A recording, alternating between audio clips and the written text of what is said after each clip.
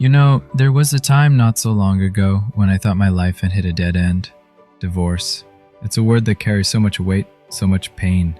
I remember sitting alone in my condo, the silence almost deafening, wondering if I'd ever feel whole again.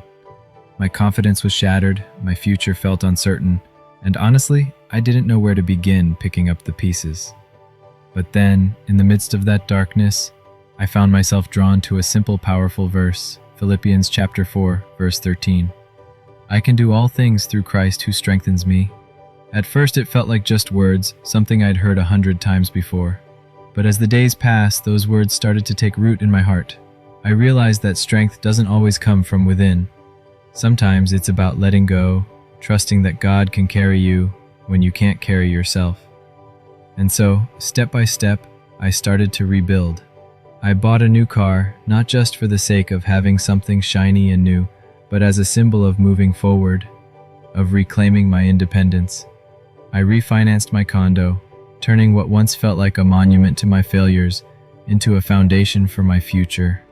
I went back to school, finished my college education, and proved to myself that it's never too late to learn, to grow, to become more than you were yesterday. And then I did something I never thought I could do. I finally published my book, my story, my struggles, my triumphs, laid bare for the world to see. The process was healing, and it taught me that vulnerability is a form of strength. Finally, I started my own business. There were doubts, setbacks, and sleepless nights, but every time I felt like giving up, I remembered that verse.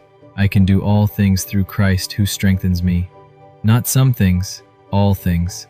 So, to anyone who is listening and feels broken, lost, or afraid, know this: your story isn't over. With faith, perseverance, and a willingness to trust in a strength greater than your own, you can rise. You can do all things. I'm living proof.